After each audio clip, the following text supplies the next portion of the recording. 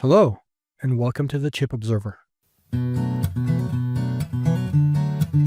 podcast where we look beyond buzzwords and try to navigate the ins and outs of the semiconductor industry and explore how technology is evolving and transforming our daily lives.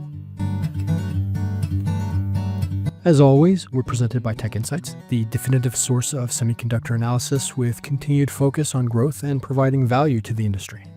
And to get the most out of this podcast, we suggest you subscribe and follow to get the latest news and updates. For this episode, we're looking to our sister monthly publication, the Chip Observer online magazine, published the week of February 3rd, available online via the TechInsights website and platform. And we're hoping to provide a quick recap on recent current events. Luckily, having access to the primary authors of the blog available in-house at TechInsights is in good fortune for us. Hello, gentlemen. Hi, I'm James Sanders, a senior analyst at TechInsights and the Executive Insights Group. Hi, so my name's David McQueen. I'm the head of Executive Insights program here at TechInsights. So I think we can all agree that January's been an eventful month to what looks like the beginnings of an eventful year overall, both within the semiconductor industry and from a global prospect. There's been a lot of interest on the forefront of many industries. Of course, such hot button topics like AI has dominated the news cycle, but we can't ignore the growing impact on trade with the advent of increased tariffs, which is an ever-evolving situation. And with that, really, our first topic focuses on the upcoming 2-nanometer devices. The rising foundry competitions that are impacting on market dynamics with providers like Intel and NVIDIA, and how this is also affecting China's memory chip progress amid the U.S. sanctions impacting the global market with say rivals like Samsung and TSMC. What's your take on these? Yeah, I mean, it's been the last few years, particularly advanced foundry and 3-nanometer, which has been the cutting edge. Absolutely, that landscape has been totally dominated by TSMC. I mean, they've got a big share of foundry overall, but when it comes to advanced foundry specifically, for 3-nanometer devices, you're looking at TSMC having a 90% plus market share. What we're seeing coming ahead is we're seeing 2-nanometer processes. TSMC itself, obviously, but Intel, Samsung, and new entrant Rapidus. So we're going to have, I think, a very dynamic foundry space going forward. TSMC, I think, facing some, fairly serious competition, actually, for the first time. Yeah, with that, Intel really has the most to prove in 2-nanometer. They're getting ready to introduce 18A, probably later this year. With that introduction, it's an opportunity for Intel to bring back a lot of the production of the chiplets or the tiles that go into their SoCs, their products, back to their own foundries, because most of that at the moment is manufactured at TSMC, but packaged by Intel. And bringing that back is going to really be a benefit to their margins. Also has a benefit of bringing them back into, process leadership in general. So having a product that is not only competitive on margin, but also on process and on technology would be a good triple play for Intel. And for that reason, this is really their year where they have to prove their strategy. Yeah, and going alongside that 2-nanometer process, which they will have a technology advantage over TSMC. They are using backside power delivery. So it is what it says. The power is delivered on the backside of the chip instead of the front side of the chip, which has been the common architecture. And that will allow, greater processor density, hopefully will enable better scaling as well. Right, that's right. And from what we know, that will actually be the first time we see backside power as well. So, of course, once we get a hold of those devices and TechInsights can start to tear them down, we'll see genuinely what advantage that new configuration can bring. Yeah. Well, then, regardless of growing competitions out there, TSMC still holds one advantage right now, is their ability to deliver on time, in volume, and at scale with high yield, still making them a trusted partner overall. So just to pivot a little bit from growing competition to growing uncertainties and stress, we can't ignore overall what's happening with China's memory chip progress, and of course, amid U.S. sanctions, and recently given the 30-day moratorium on those sanctions and how it's affecting the market globally. What's your take on these? Moving on to the, circumstances around tariffs, this is, on old maps where the cartographers hadn't really quite figured out what's out there, and they would just put out "Here be dragons" on the maps. That's a little bit where we are, I think, with the tariff situation. Yeah. It's really intriguing that, the incoming Trump administration has essentially torn up the trade agreement with Canada and Mexico that was put in place by the first Trump administration. Yeah. So we're essentially in uncharted waters. David, would you agree with that? Yeah, no, I mean, that's certainly, I think, been an early characteristic of, that's of the Trump administration. That imposing tariffs was a platform that he ran for election on.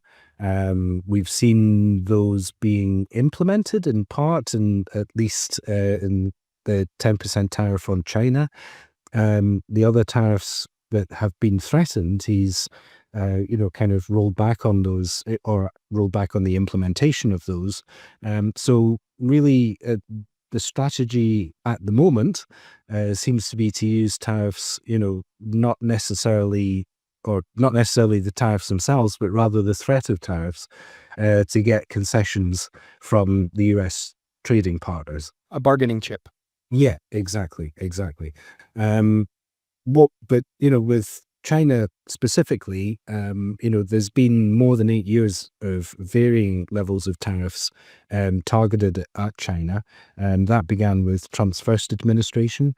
Those tariffs were, in fact, built upon by the Biden administration, and we saw more targeted tariffs and more export controls as well. So Right. a lot of equipment can't be sold to China. Right. So, in terms of chip manufacturing within the China markets, depending on the type, let's say logic versus DRAM, for example, what's the given disparity in terms of global market comparison with other manufacturers? Particularly for logic chips, is round about 7+ years behind the rest of the world. They can't get EUV equipment at all, which is critical for that kind of cutting edge Foundry like we've just been talking about. But memory tend to be less dense devices.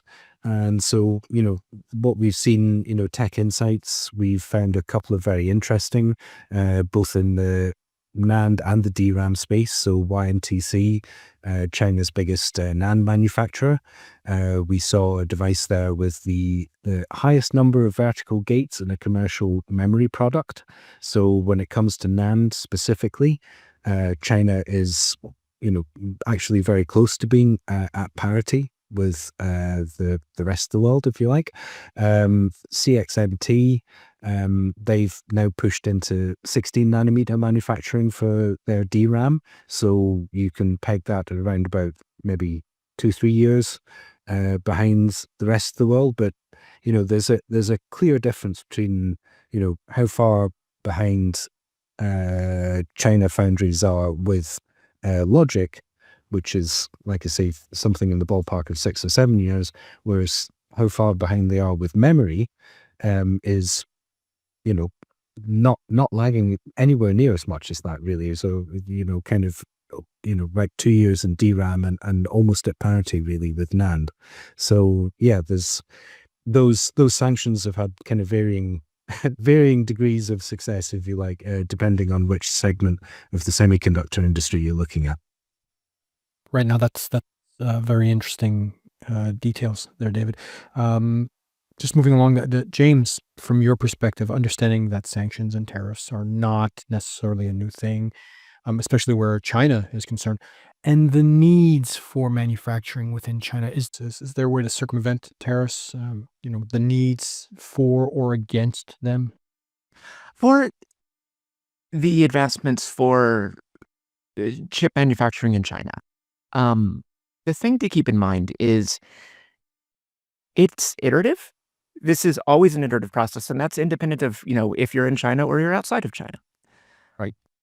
Right now, they're getting a lot better at designing chips that would ultimately go into client devices, or maybe IoT things. This is not high-performance computing. This is not HBM today. And sure, maybe you're going to have another pillar for leading edge for client devices in China. But where is that demand going to come from? You can have this demand within, the Chinese domestic market, assuming that the economy works out in a way that people are going to keep buying client devices at the pace that they have been. Within the Chinese domestic market. Yeah. Yeah. Right. And the same is true fundamentally of DRAM and NAND manufacturers, or, CPU manufacturers like Intel for markets outside of China. And it really just depends on consumer demand. Like it's great if you can make this stuff, but if people aren't buying, there's a higher order problem that everyone has to address somehow. To the extent that there is a semblance of a plan or concepts of a plan, to put it in that parlance, Well said. I suspect that there's a chance that this could be a running 30-day treadmill for a while. Is it possible that, this could actually settle out to a firm agreement? Yeah. Could it be that, once we hit the end of these 30 days, there's a different set of standards that need to be met and we're on another 30-day delay? Yeah, that's possible too. So that uncertainty is itself going to be the problem. Because when you don't really know day to day what the state of the market is, what the state of the regulations are that you have to compete in, that uncertainty is going to not be a positive outcome for particularly the automotive industry, where you've got components that can go, back and forth between the US-Canada border or the US-Mexico border multiple times before that is considered a finished good. And the depth of complication in that type of process, where you've got added tariffs, added regulation, and then the overhead of complying with those tariffs at the same time that there is a concerted effort within the US government to reduce the number of government employees that could, process the paperwork for that regulation. That is going to be a complex circumstance for the automotive industry, particularly to navigate, but it's the automotive industry. They navigate things. Yeah, that's well said. Well said.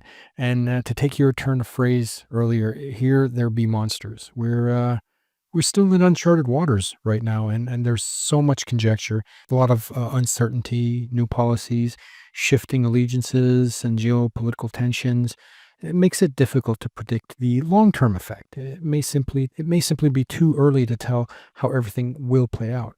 But as always, we're keeping a close eye on development and breaking them down for you as they unfold, and make sure that we get more details and more information as it becomes available.